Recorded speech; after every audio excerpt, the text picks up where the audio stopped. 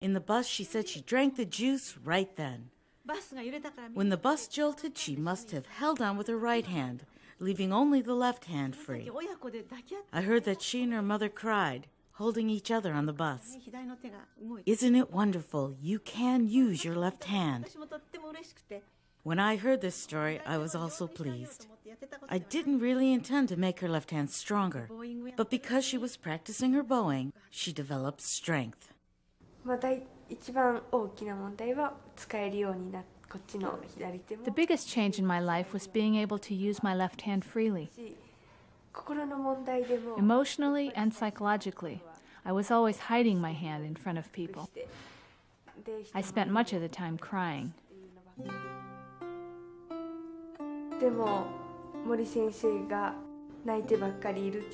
But Miss Mori told me that if I cry all the time, the sound of the violin would reflect my sorrow.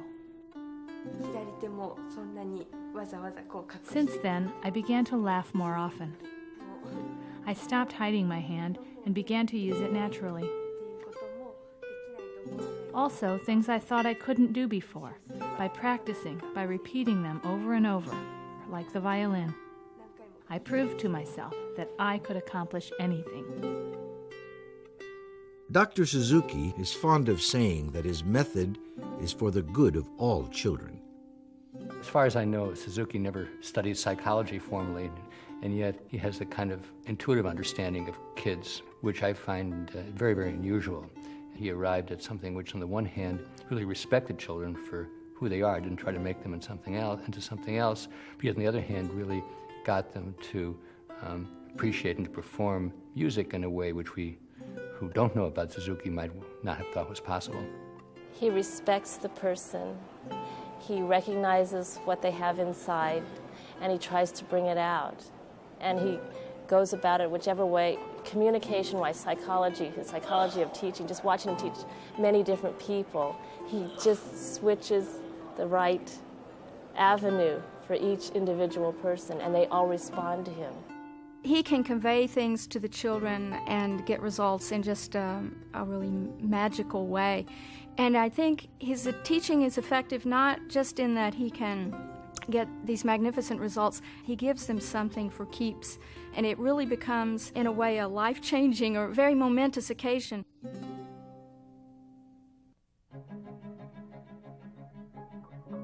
One of the first programs to teach the Suzuki method in the United States was a New York State grant project called Super.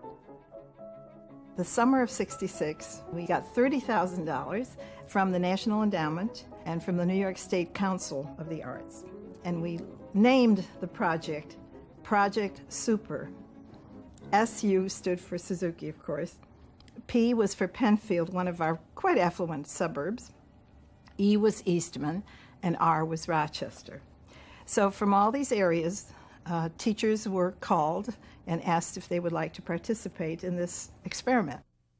Because one of the objectives of this project was to see if it was feasible in several different situations, that is, in the affluent suburbs, at Eastman, which was like conservatory type of school that drew students from every area, and also in the Rochester public schools. So our adventures began, and of course they were very exciting, and the impact was interesting. It seemed to gather force. After the American String Teachers Association brought the first Suzuki children to the United States in 1964, the Suzuki method spread rapidly. In 1971, the Suzuki Association of the Americas was formed. It included all of the Western Hemisphere. In 1975, the first international conference took place in Hawaii. A series of international meetings followed with the countries of Japan, the United States, Canada, Germany, Australia, Korea, and Ireland, serving as hosts to the Suzuki Method World Conventions. The SAA's prime purpose has been to bring Suzuki people together, to sponsor things for Suzuki teachers and parents and children, and to develop more teachers to offer training, and to try to raise the standards of excellence in teaching It's probably our prime focus is the development of teachers. And now we're at a point where we want to create recognition of what is a Suzuki teacher. And so we want to create a very highly professional organization that reaches teachers in organizations at a local level, a state level, a regional level, a national level, and the International Suzuki Association. At the 1983 Matsumoto Conference, the ISA, the International Suzuki Association, was formed. In 1991, the ISA became the sponsor of the conferences. Dr. Suzuki has been a very strong influence at all world meetings.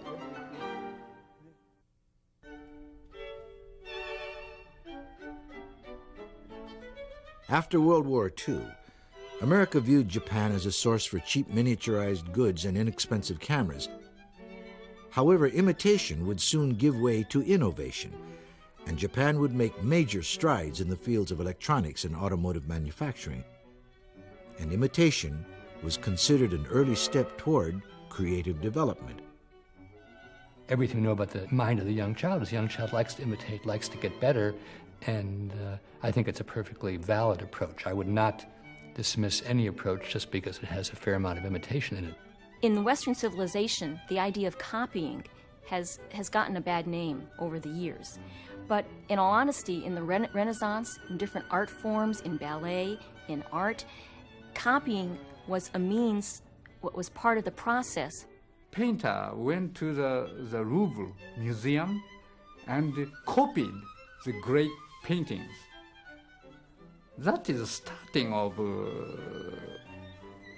studying arts, don't you think? Yeah. The Suzuki method is the same thing. If we don't copy the great paintings, great music, you know, we can't make real music based on that foundation. The impressive mass performances of hundreds of children has spurred much criticism from traditional music teachers. Traditionalists often describe the playing of Suzuki students as robotic, mechanically correct, but lacking true musical feeling. We probably emphasize individual interpretation and expression more in the West than in a more Confucian kind of society. But my observation of Suzuki is that one of the most important lessons is that this is a realm in which feeling is appropriate. I've always thought it was very weird in school that we put kids in individual seats and we penalize them for working together, when in the workplace, that's certainly, you want people to be able to work together cooperatively. And I think that Suzuki has been very appropriate in seeing how much of the learning really does take place when you have a wide group. We mustn't forget one fundamental concept here, and that is we are in the communication business, first and foremost. Music is a unique form of communicating. And so the study of music really is the study of how to translate the language of music, which everyone responds to, and incorporate them into yourself in a way that someone else can feel them on a musical level. And that's a very sophisticated learning process. The giants have an ability to communicate on a spiritual level to help one through this translation process. One such person was Dr. Suzuki himself.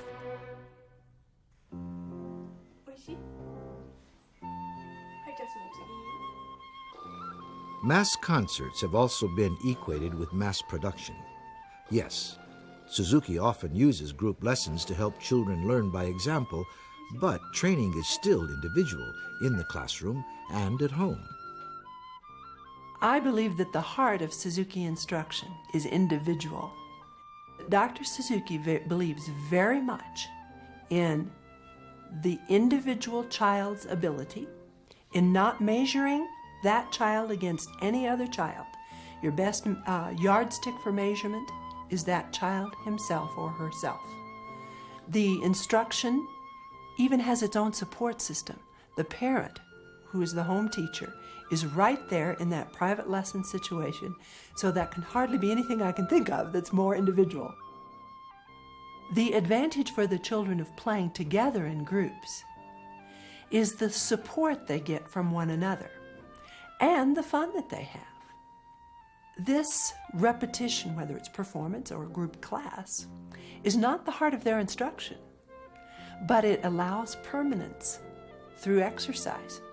You get the instruction yourself, but you're seeing somebody else get taught, and you're hearing these ideas being processed, and you see how it happens for them. And this accumulates into a bank of experience that you haven't lived long enough to have done that many times yourself.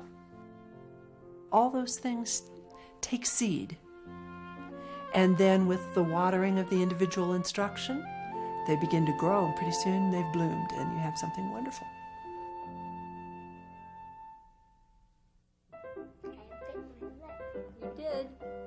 One final misconception is that the Suzuki children don't read music. Instead of etudes and scales, Suzuki studies begin with real music. Students are taught to play first and then to read music once the playing skill has been established. A lot of traditional teachers don't understand much about Suzuki method, and they feel that the kids never learn to read music. That's the biggest criticism. I would say to them that yes, children do learn to read music and they become excellent readers. We just wait until they're reading ready. We don't start them reading music at age 4 because they're not ready. They don't understand symbolism on paper. We in this country were so excited about the value of the ear training that Dr. Suzuki's approach allows, that perhaps we did make errors in our timing, not in what we did, but in the timing. I remember one of my own children, we delayed his reading longer than we should have, and so he was put in an orchestra in 7th grade, like in 3rd violins, because he couldn't read that well. But he was concertmaster by Christmas. And I said, I'm sorry you went through that. And he said, oh, it's all right. He said, I'll tell you one thing. It's a lot easier to learn to read than it is to play the violin. Western teachers have been quick to add music reading and theory to the Suzuki curriculum. The required technical training is inherent in the Suzuki violin repertoire through a system of 10 instructional books. This step-by-step method has been adapted for the piano, viola, cello, flute, harp, guitar, bass, and recorder.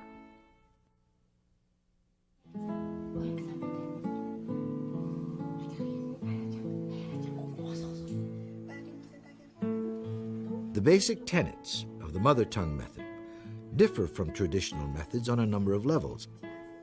Unlike methods which often wait until the age of 9 before training begins, the Suzuki method is known for the enormous progress which occurs with students as young as 2 and 3. Well, one of the things we know now from lots of research is that the human brain is extremely flexible in the first months and years of life, and the kinds of connections that can be made, and even the number of connections that can be made, is integrally tied to the richness of the experience that the organism has. So what a rich kind of bathing, which is the way I think about Suzuki and music, is in the early years of life, is it's sort of a daily tonic for the nervous system, and that investment in early age is very, very profound. Suzuki intuitively knew that 50 years ago, and that comes about if the attitudes are developed in the first 3 years of life. So that's why I feel it is so important that we look beyond what has happened in the Suzuki music field and take these ideas into the whole child's education. All Suzuki students begin their training by learning the international bow. This signals the beginning of the lesson and demonstrates respect between the teacher and the student. The child is then taught to stand quietly and focused through a full chorus of Twinkle, Twinkle, Little Star.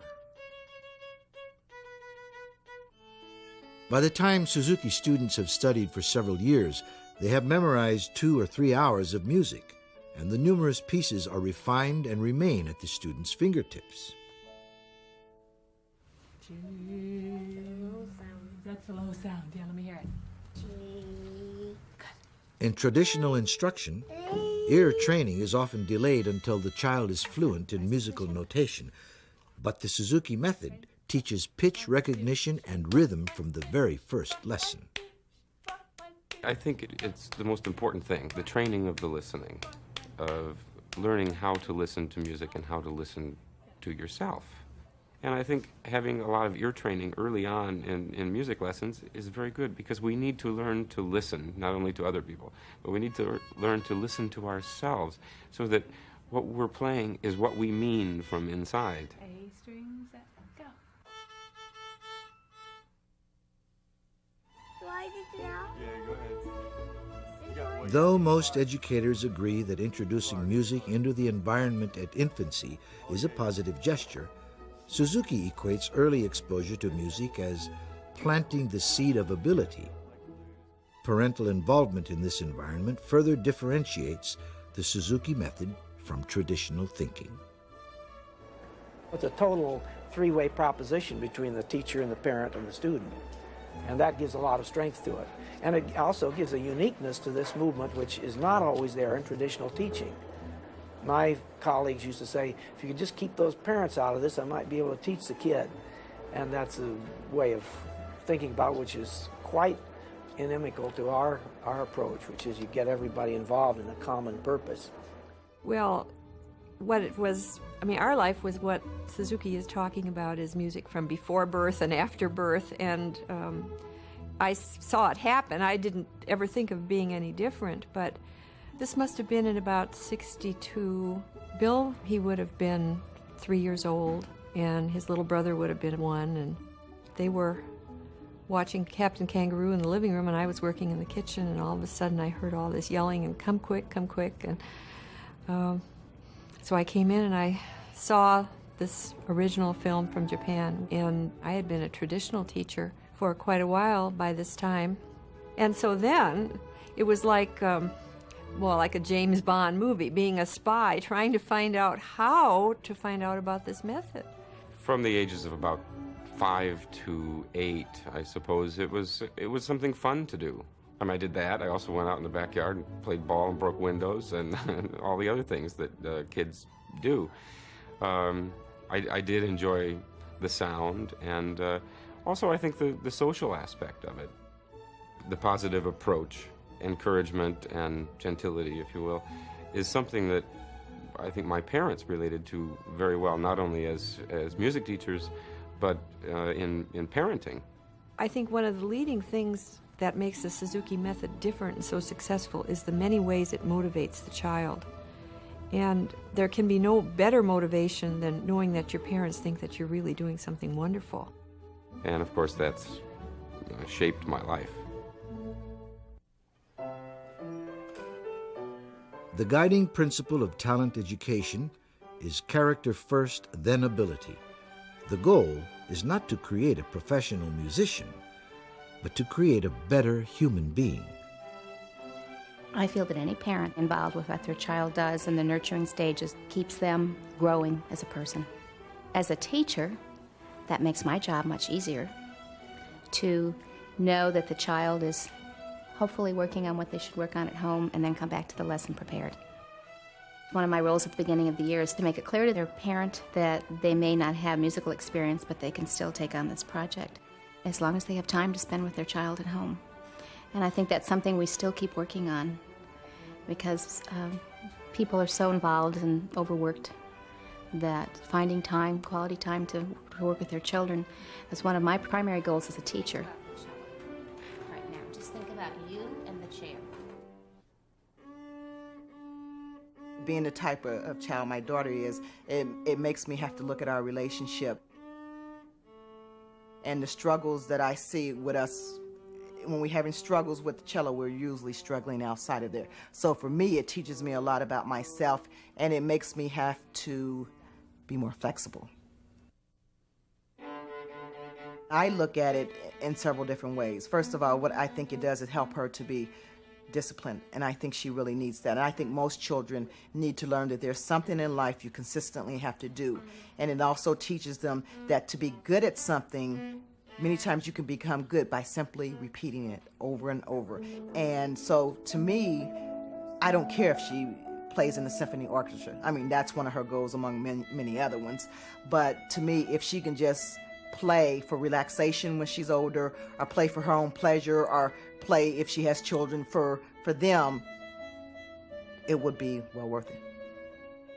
Suzuki says, everyone concerned with the development of the child must be of one mind and one spirit. The child will absorb something of the feeling, grow to be more feeling adults, and consequently make a kinder and better world within his or her reach. Music is like Bible. Musicians are missionary. Dr. Suzuki must have been acting as a great missionary to convey God's word. This is an extraordinary man, and we mustn't forget Dr. Suzuki, the man himself, this extraordinarily charming, grand communicator. There is no question when you're in his presence that you're in the presence of a great man. It's the communication that was the genesis of this whole movement, to communicate with young people in a war-torn country, to do something with their parents that would bond them and make their world a little bit more beautiful. That's what it's all about, and that's what must prevail.